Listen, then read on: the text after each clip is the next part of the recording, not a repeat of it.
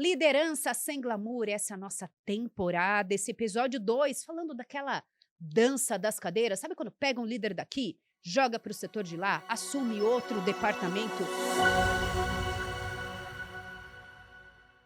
Quem é que está enrolado aqui para falar sobre isso?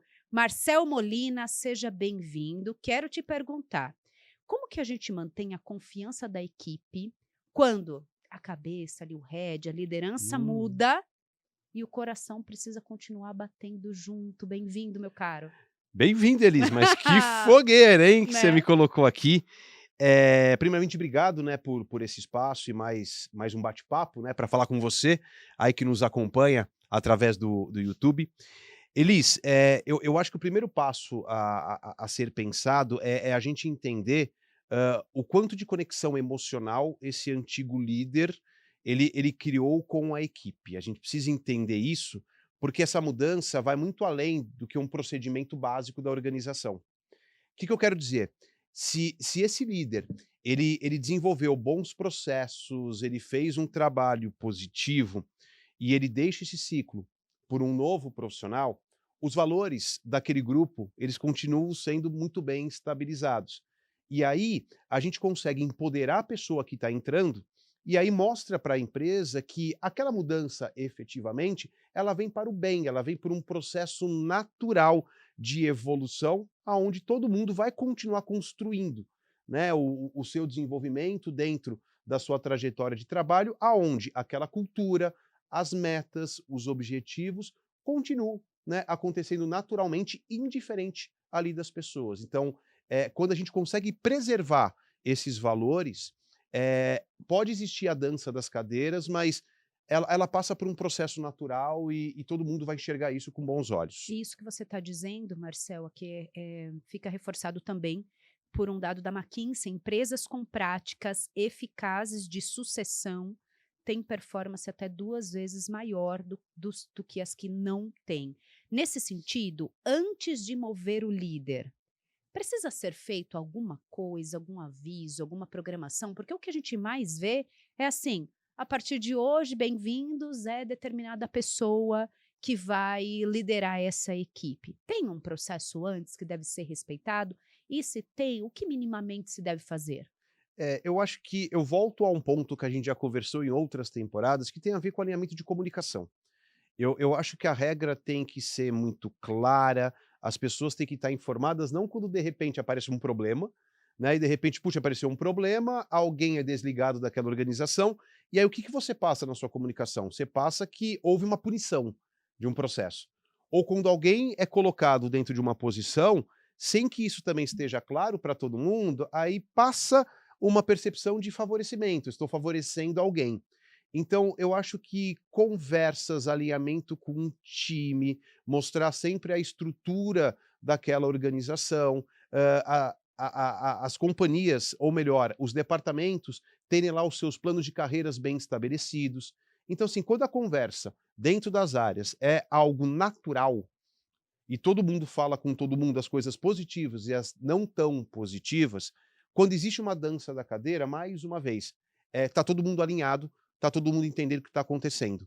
Qual é o grande problema, Elis? É quando, de repente, as pessoas são pegas de surpresa. E nos treinamentos que a gente desenvolve Brasil inteiro, a gente percebe muito isso. De repente, não sei se já aconteceu com você, eu já em sala de treinamento, eu começo a perceber as pessoas em pânico dentro da sala. E aí eu pergunto para um, pergunto para outro: "O que que foi?". Aí de repente alguém vira e fala: "Não, a gente ficou sabendo agora que o nosso líder, 15 anos de empresa, foi desligado". "Mas por que que ele Durante foi?". o treinamento. Durante o treinamento. "Mas por que que foi desligado?". Então, ninguém sabe. E a questão não era que a pessoa deveria ou não deveria, mas todo mundo foi pego de surpresa. O que foi interessante, eu acompanhei aquela história e depois eu descobri que a pessoa se desligou porque ela buscou um novo ciclo, ela estava buscando um novo propósito. Ou seja, não tinha nada a ver ali com aquele processo, ele foi penalizado, ele foi demitido, quem é o próximo? Foi opção do profissional. O que eu quero dizer? A falta de um alinhamento, de um ruído de comunicação ali, criou um pavor dentro de sala de aula, aonde eu praticamente perdi a turma, né, ali naquele momento, estava todo mundo preocupado com algo que foi muito mais um processo de imaginação das pessoas, do que Alucinação. alucinação, do que algo realmente que estava acontecendo e colocava as pessoas naquele momento sob pressão.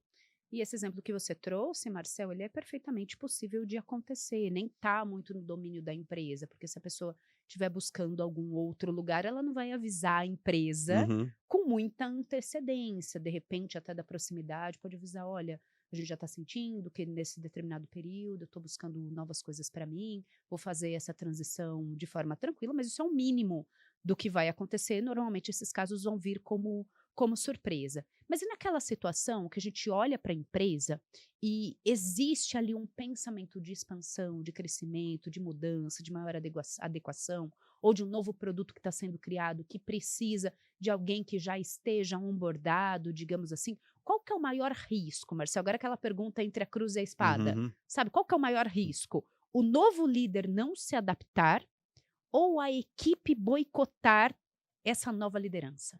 Elisa, eu vou polemizar, porque eu entendo que o risco não está nas pessoas. Ou melhor, o risco não está no processo. O risco está no espaço vazio que ali fica. O que que eu quero dizer? Né? Puxa, entre a saída de um e a entrada de outro, existe ali um espaço. Alguém vai ter que ocupar aquele espaço. E se o processo de onboard e o processo da passagem de bastão não for pré-planejada, se essa passagem não for feita de uma forma coerente, de uma maneira estruturada, esse novo líder, até ele entrar na cultura da empresa, até ele começar a entender realmente quem é o time, até ele conseguir agregar valor ao negócio, ele vai demorar muito. E aí, consequentemente, talvez aquela mudança não vai ser vista com bons olhos. Então, o que que eu quero dizer com tudo isso? O processo de bastão, o processo de mudança, ele tem que acontecer de forma planejada. Não importa de quem sai ou quem entra, mas como é que isso vai ser conduzido, como isso vai ser trabalhado. Porque entra um novo profissional e, às vezes, a alta liderança, ela muito mais delarga do que delega. Então isso já cria insegurança em todo mundo. Então o erro não está no novo profissional ou naquele que saiu, mas está na forma como aquilo é conduzido. Então eu acho que esse é um cuidado que as organizações precisam ter para que esse processo ele passe de uma forma muito simples, muito natural, sem trazer muito risco para as pessoas que fazem parte daquele contexto. E Marcel, na sua experiência, o que que faz uma equipe continuar acreditando no projeto, na empresa, na organização, mesmo quando o líder com quem se conectava é movido? Alinhamento de propósito e continuidade. Quando todo mundo estiver alinhado com o propósito da empresa, entender quais são esses valores, isso ser comunicado o tempo todo, não só para trazer boas notícias, mas mesmo nas más notícias, eu acho que todo mundo tem que ser convidado a entender quais são os valores da organização para só pensar em qualquer tipo de tomada de decisão. Então, quando todo mundo está alinhado ao propósito, quando todo mundo entende como pode agregar o valor ao negócio, indiferente das pessoas que fazem parte daquele grupo, eu entendo que o risco da mudança, ele passa a ser pequeno quando a gente fala em engajamento e quando a gente fala em produtividade, e as pessoas elas começam a enxergar esse processo de mudança como um processo de fechamento de ciclo, abertura de um novo ciclo, mas um processo de evolução e crescimento. Já vi, trouxe um exemplo negativo desse processo em sala de aula, mas já vi outros exemplos de pessoas que deixaram de estar numa organização, entrar outras pessoas, fechamento, abertura de novos ciclos, e as pessoas daquela organização estarem seguras com aquilo e entender que aquilo faz parte do processo, aquilo faz parte da evolução da organização.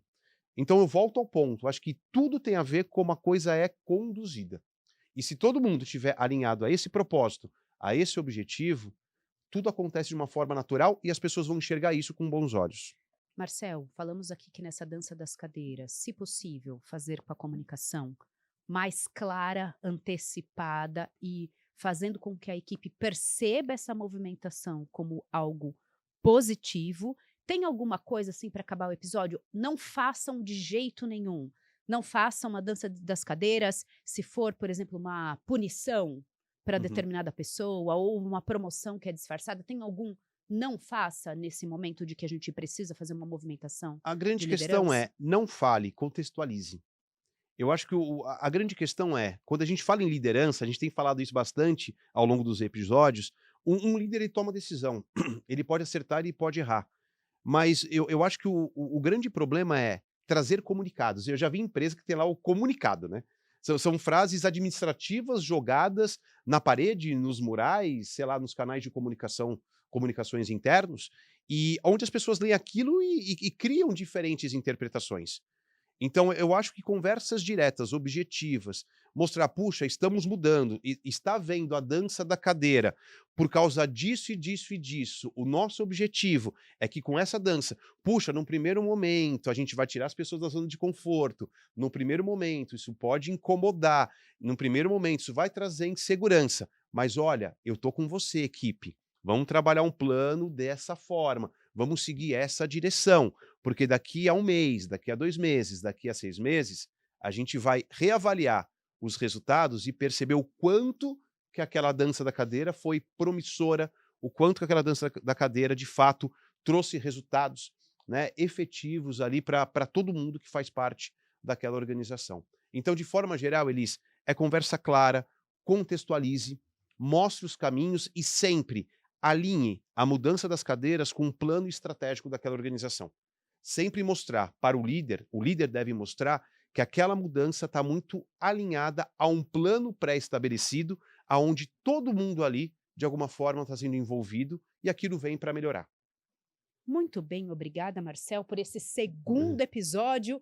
E aí, acontece dança das cadeiras na sua organização? Certamente, se não acontece, vai acontecer, porque esse é o natural do mercado. A gente vai precisar fazer adequações da liderança. Agora, se for fazer isso, respeite com uma comunicação clara para poder direcionar equipe e até esse novo líder que vai assumir essa frente. A gente tem mais temporada continuando, esse só foi o segundo episódio, e no próximo a gente vai falar a crise de sucessão.